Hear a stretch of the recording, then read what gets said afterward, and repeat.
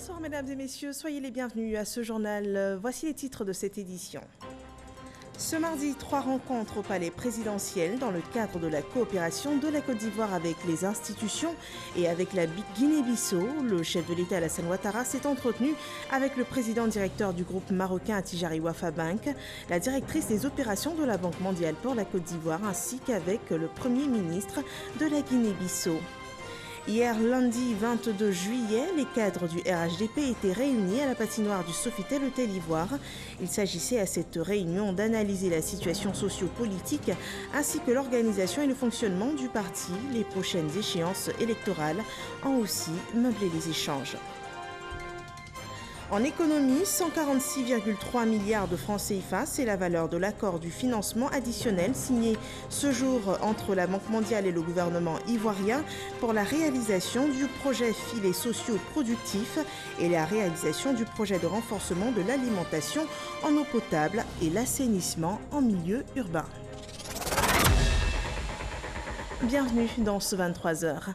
Réunion de travail ce jour à la présidence de la République.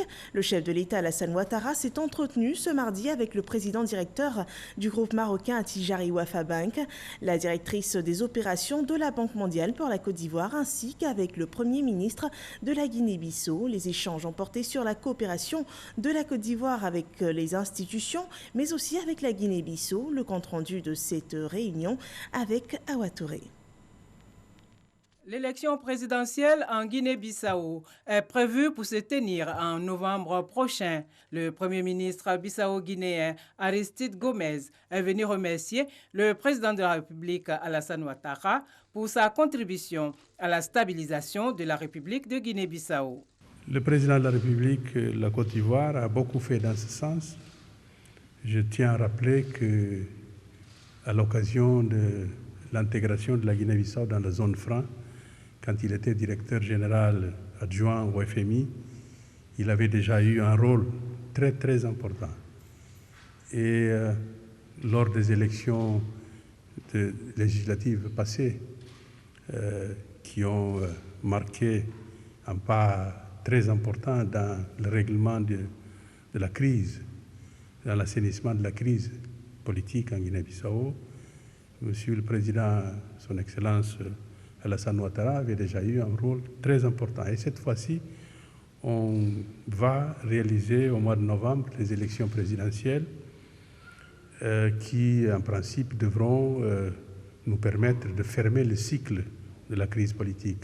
La nouvelle directrice des opérations de la Banque mondiale pour la Côte d'Ivoire, Mme Coralie Jevers, a évoqué avec le président de la République les perspectives de développement de la Côte d'Ivoire et de la sous-région ouest-africaine. C'était ma première audience avec son Excellence le Président et dès lors j'étais enchantée de l'écouter parler des perspectives qu'il a pour non seulement la Côte d'Ivoire mais aussi la région de l'Afrique de l'Ouest.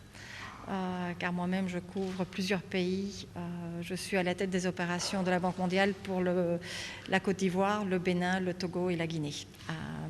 Nous avons aussi parlé un peu des perspectives spécifiques à la Côte d'Ivoire en termes d'investissement et de la continuité dans le programme du groupe de la Banque mondiale ici. Le président directeur général du groupe marocain Attijari Wafa Bank, Mohamed El Kettani, a pour sa part fait au chef de l'État le point sur les activités de son groupe et de sa filiale en Côte d'Ivoire. Notre groupe a investi il y a plus d'une dizaine d'années en Côte d'Ivoire. Nous sommes partis d'un réseau bancaire qui ne comptait qu'une dizaine d'agences. Aujourd'hui, nous sommes à 63 agences avec 820 personnes ivoiriennes et ivoiriens qui travaillent au sein de la banque et que nous avons déployé au fil du temps un certain nombre de plans de développement stratégique pour s'ouvrir sur les classes moyennes, sur les très petites entreprises, sur les PME, parce que la société ivoirienne de banque, il y a une dizaine d'années, était spécialisée essentiellement et focalisée sur les grandes entreprises, les multinationales et la clientèle patrimoniale. Aujourd'hui, la société ivoirienne de banque s'est ouverte sur la société ivoirienne et nous comptons continuer cette dynamique de bancarisation pour amener les classes moyennes vers le secteur bancaire en offrant des produits et services financiers simples Et je sais que ça tient à cœur à son Excellence le Président de la République, qui souhaite moderniser et démocratiser l'accès au financement aux très petites entreprises et aux PME. Mohamed El Kettani a par ailleurs réaffirmé sa foi en la Côte d'Ivoire et en son potentiel de développement avant de saluer la vision stratégique et le leadership du président Alassane Ouattara. Ouvrons à présent la page politique de ce journal. Les cadres du RHDP étaient réunis hier à la patinoire du Sofitel Hôtel Ivoire. Une réunion présidée par Alassane Ouattara, le responsable du parti. Il s'agissait de présenter et analyser la situation socio-politique ainsi que l'organisation et le fonctionnement du parti, mais aussi d'établir les actions à mener pour les prochaines échéances électorales. Le point de cette réunion avec Jérôme Kofi Aboula. Une concertation de plus et non de trop pour le RHDP face aux enjeux électoraux. C'est en filigrane le sens de la réunion du Rassemblement des Oufouettistes pour la démocratie et la paix, présidée ce lundi au Sofitel Hôtel Ivoire par le chef de l'État, le président Alassane Ouattara, président du parti. Réunion d'envergure. Elle est élargie au directoire et à la direction exécutive du RHDP. Un communiqué final en est sorti au nombre des différents points qui y figurent. La question de la récomposition de la Commission électorale indépendante, CEI.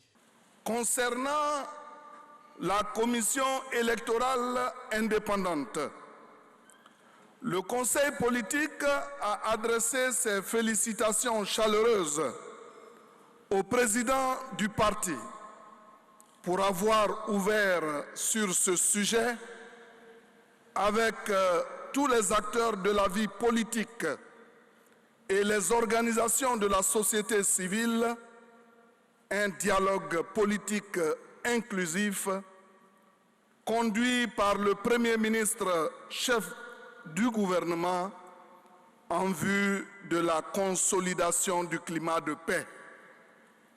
Le Conseil politique a rappelé que cette concertation fait suite à l'arrêt du 18 novembre 2016 de la Cour africaine des droits de l'homme et des peuples, demandant à l'État de Côte d'Ivoire d'équilibrer la composition de la CEI.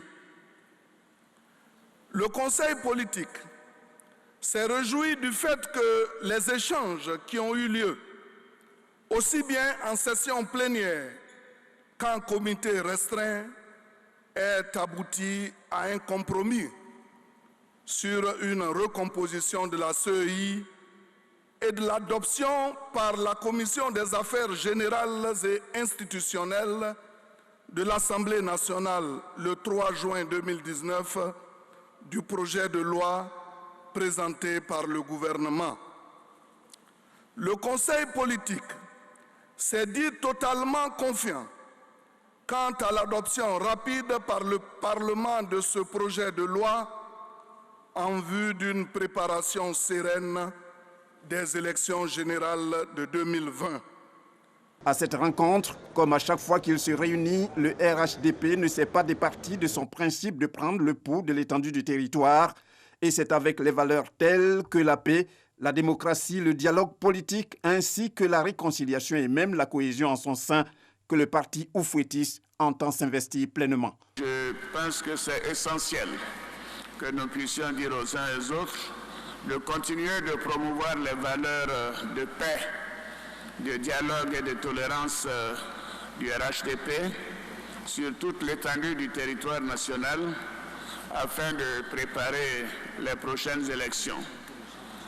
Je voudrais vous informer qu'à compter du mois de septembre, je procéderai donc à la nomination des membres du comité des sages, des vice-présidents du parti et du comité chargé du programme de gouvernement du RHDP. Car nous avons l'élection présidentielle dans 15 mois et nous devons nous mettre au travail de sortir le programme de gouvernement du RHDP. À l'ordre du jour de cette réunion du RHDP, la présentation et l'analyse de la situation sociopolitique, tout comme l'organisation et le fonctionnement du parti. L'objectif visé est notamment d'opérer des grandes orientations à travers des actions concrètes pour occuper le terrain. Et à cette réunion, Aoussou Jeanno-Kwasi était présent. Il s'exprime dans l'élément qui suivra sur sa participation à cette rencontre du Conseil politique du RHDP. On regarde. Je voudrais remercier le président du RHDP, le président Alassane Ouattara, d'avoir accepté de me coopter dans ce parti qui rassemble tous les fils du président Félix Houphouët-Boigny, tous ceux qui se réclament de la philosophie politique du président Félix Houphouët-Boigny. Je suis très heureux de participer à cette première réunion ce 22 juillet, dont le thème essentiel était la présentation du directoire du RHDP, les instruments, les organes exécutifs du RHDP, mais aussi aborder la situation sociopolitique du pays, notamment la CEI, mais aussi l'ECO, la monnaie future de l'UEMOA, et puis les questions d'actualité qui préoccupent les Ivoiriens. Je pense qu'aujourd'hui, à travers le monde, nous constatons un bouleversement politique. La France, qui est notre pays de référence, on constate que les anciens partis disparaissent au profit d'autres regroupements, mais autour des idéologies fortes. Les populations ont des besoins essentiels auxquels tout gouvernement doit répondre. Et tout va très vite. Aujourd'hui, nous avons les nouvelles technologies de l'information et de la communication qui sont rentrées en politique. En temps réel, tous les actes que vous posez, tout cela part sur les réseaux sociaux. Il faut en tenir compte pour aller au changement. L'heure du changement a sonné ici en Côte d'Ivoire. Un grand bouleversement politique est en train de se passer. Un grand parti politique est en train de se créer. Le président Alassane Ouattara porte cet espoir. Nous avons estimé qu'il faut rentrer dans ce changement, dans cette voie, pour pouvoir répondre aux défis d'aujourd'hui et de demain. Voilà, c'était le président du Sénat, Aoussou Jeanno-Kwasi, qui s'exprimait sur le conseil politique du RHDP qui a eu lieu hier. Toujours en politique, le mouvement PDCI Renaissance est allé à la rencontre de ses militants, l'objectif étant de faire la promotion du RHDP, le compte-rendu de Éric Goré. La rencontre de Dabou a tenu toutes ses promesses. Les militants du PDCI Renaissance ont pris d'assaut le lieu de la cérémonie. À travers cette mobilisation, ces militants veulent démontrer leur attachement aux idéaux du RHDP. Ils ont reçu le soutien du ministre Claude Isaac, cadre du RHDP. Une rencontre nécessaire pour la vie du RHDP dans la région des Grands Ponts. Ces valeurs, sur des valeurs de fautisme, sont ancrées dans la région des Grands Ponts. Donc, nous voulons marcher ensemble pour faire notre cheminement, pour ramener, rassembler les fils et les filles de Boutou, les fils et les filles des Grands Ponts, pour qu'ensemble nous puissions marcher vers le développement. Il y a beaucoup de choses à faire et on veut continuer le travail sur le terrain, rassembler, vivre ensemble et penser au développement. Par cette démonstration, le RHDP confirme son leadership et sa représentation sur toute l'étendue du territoire. Au Mali, le vice-président Daniel Kalba-Duncan était ce mardi à Bamako. Il a pris part aux travaux du forum sur la nutrition. Le thème « Faire de la nutrition une priorité de l'engagement politique et financier au Mali » regroupait environ 400 participants, des experts impliqués dans la lutte contre l'insécurité alimentaire et nutritionnelle. À ce forum de partage et de capitalisation des acquis pour une gouvernance multisectorielle efficace et durable de la sécurité alimentaire et nutritionnelle au Mali, Daniel Kalba-Duncan, vice-président de Côte d'Ivoire, a partagé l'expérience ivoirienne. Revenons en Côte d'Ivoire à l'Assemblée nationale. Le projet de loi portant ratification de l'ordonnance relative aux échanges électroniques entre les usagers et les autorités, a été examiné par la Commission recherche scientifique, technologique et environnementale. Le texte prévoit aussi la mise en place par l'État de Côte d'Ivoire de plusieurs autres portails électroniques. Cette loi devrait renforcer le développement du secteur numérique en Côte d'Ivoire. Moussa Konaté. C'est un projet de loi qui vise à renforcer le développement des services numériques en Côte d'Ivoire. Le projet de loi porte en ratification de l'ordonnance relative aux échanges électroniques entre les usagers et les autorités administratives et entre les autorités administratives vient d'être adopté à l'unanimité par les députés, membres de la commission recherche scientifique, technologie et environnementale. Aujourd'hui, la Côte d'Ivoire entend accélérer la transformation en s'appuyant sur les solutions numériques qui créent plus d'efficacité, de réactivité, tout en simplifiant les démarches administratives des particuliers et des entreprises. En effet, l'objectif poursuivi est de permettre à l'État et à l'administration publique d'entrer véritablement dans l'aide numérique par la fourniture aux usagers de services dématérialisés ou e-services. L'objectif poursuivi à terme, à travers l'ordonnance, est de faire en sorte que, dans un délai déterminé, 100% des démarches administratives de l'État de ce démembrement ne requièrent plus de présence à un guichet physique et puissent se faire en ligne. Cette ordonnance en vigueur actuellement prévoit en son article 5 un seul portail électronique mis en place par l'État. Les députés ont donc voté pour la modification de cet article afin de permettre l'ouverture d'autres portails électroniques. L'ordonnance institue un article 5 nouveau qui dispose que les e-services sont accessibles soit dans leur ensemble ou selon leur catégorie à partir de portails électroniques mis en place par l'État dont les modalités de mise en œuvre sont fixées par décret pris en Conseil des ministres. L'article 5, nouveau, prévoit également qu'il est assuré entre les 10 portails une interconnexion réciproque garantie par l'autorité en charge de la gestion. La Côte d'Ivoire s'est engagée dans la modernisation du secteur des TIC. Le pays, dans sa marche vers la maturité numérique, a opté pour le développement des infrastructures TIC, la formation des ressources humaines et l'accroissement du e-service. Ce mardi, un autre texte a reçu l'approbation à l'Assemblée nationale. Il s'agit du projet de loi instituant le service civique. L'objectif est d'apporter une réponse appropriée et complète au civisme pour la construction d'une nation ivoirienne forte, solidaire et disciplinée. La princesse Sarah Zeid de Jordanie était en Côte d'Ivoire la semaine dernière. Elle a, durant son séjour, visité l'hôpital Mère-Enfant de Bingerville. Une visite en compagnie de la ministre de la Famille, de la Femme et de l'Enfant et du ministre de la Santé et de l'Hygiène publique. Ceci nous est rapporté par Hamza Diaby. Lors de la visite, la direction de l'hôpital Mère-Enfant a fait découvrir quelques services de l'hôpital à son illustre hôte. Il s'agit des consultations de pédiatrie avec l'unité de consultation ophtalmologique, la néonatologie, l'imagerie, l'hospitalisation de pédiatrie et de chirurgie pédiatrique. La visite a pris fin à l'amphithéâtre où une série d'interventions a meublé la cérémonie.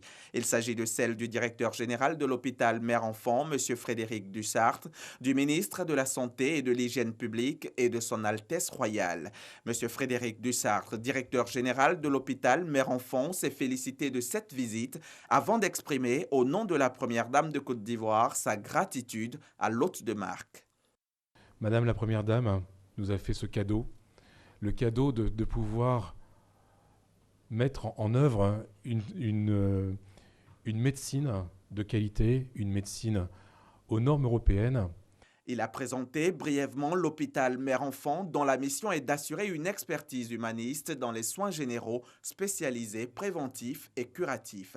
Pour Frédéric Dussart, pour continuer à faire face aux nombreux défis médicaux à venir, la direction a mis l'accent sur la formation afin de maintenir un excellent niveau de compétences chez les soignants. Il a insisté sur le volet social de l'hôpital qui prend en charge gratuitement 25% de ses patients en situation financière défavorable. Le ministre de la Santé lui a emboîté le pas en présentant l'hôpital comme un pôle de réduction de la mortalité maternelle, infantile et néonatale. Ce centre constitue, dira-t-il, une des stratégies des programmes de santé mère-enfant de Côte d'Ivoire pour répondre aux défis liés à ces fléaux. Dr Akawele a donc rendu hommage à la Première Dame, Madame Dominique Ouattara, pour ce joyau architectural. Je voudrais adresser à son Excellence, Madame la Première Dame de Côte d'Ivoire, tous nos remerciements et lui demander de bien vouloir traduire à son Excellence le Président de la République de Côte d'Ivoire, Alassane Ouattara, nos sincères gratitudes pour toutes les réalisations tant organisationnelles que structurelles en vue de développer le bien-être social et économique des populations. Quant à son Altesse royale, Sarah Zeid, elle a salué la construction de ce bel édifice parce que, selon elle, nul ne doit perdre la vie en la donnant et aucun enfant ne doit mourir en bas âge faute de moyens. S'inspirant de son expérience personnelle, elle a rappelé la nécessité de lutter contre la mortalité maternelle, infantile et néonatale, d'où son engagement aux côtés des familles. La cérémonie a pris fin par une photo de famille. On l'a annoncé en titre, la Banque mondiale et le gouvernement ivoirien ont signé un accord de financement additionnel de 146,3 milliards de francs CFA. Cet accord devrait permettre la réalisation du projet filets sociaux productifs et du projet de renforcement de l'alimentation en eau potable et l'assainissement en milieu urbain, des projets du programme social du gouvernement. Jean-Jacques Kwame. Ces accords de financement additionnels d'une valeur de 146,3 milliards de francs CFA, signés entre la Banque mondiale et le gouvernement, représentés par le ministre de l'Économie et des Finances, concernent le projet des filets sociaux productifs. Coût 58,5 milliards de francs CFA pour 75 000 ménages complémentaires qui vont bénéficier des allocations trimestrielles jusqu'en 2024. Le second projet de 87,8 milliards de francs CFA est consacré au renforcement de l'alimentation en eau potable et en assainissement en milieu urbain. Aujourd'hui, bien que 90% de la population d'Abidjan ait accès à l'eau potable, seuls 45% de la population vivant dans les autres centres urbains y a accès. La situation au niveau de l'accès à l'assainissement est préoccupante aussi. Seuls 45% des populations en zone urbaine ont accès à un assainissement de base et 35% des écoles en ville ne disposent pas d'installations d'assainissement améliorées. Je voudrais saluer la célérité avec laquelle le processus d'approbation du crédit s'est déroulé. Cela fait exactement 7 mois. C'est une prouesse. Pour le ministre de l'Économie et des Finances, ces accords de financement additionnels viennent consolider les relations entre la Banque mondiale et la Côte d'Ivoire. J'invite le ministère de la Solidarité, de la Cohésion sociale et de la lutte contre la pauvreté, qui assure la tutelle du projet filets sociaux productifs, ainsi que les services du ministère de l'Hydraulique, en ce qui concerne le projet d'alimentation en eau potable, à veiller à une gestion optimale des ressources. Ils devront également œuvrer à la réalisation de toutes les actions nécessaires afin d'accélérer les décaissements dès la mise en vigueur des projets. Ces accords de financement additionnels de 146,3 milliards de francs CFA représentent un crédit de la Banque mondiale. Maturité 30 ans. On en vient au dossier Ecoplus de cette semaine. Ce mardi, la lumière est mise sur la banane dessert, dite banane Poyo. La cultiver favoriserait une insertion socio-économique réussie, une prouesse grâce au programme de mesures d'accompagnement au secteur de la banane MAB, signé en 2013 et qui est désormais opérationnel. Les 10 jeunes planteurs villageois installés ont produit plus de 5000 tonnes de bananes dessert. Aujourd'hui, le coût du projet est de 7 milliards de francs CFA. Noël Gnagno pour le dossier Ecoplus du jour.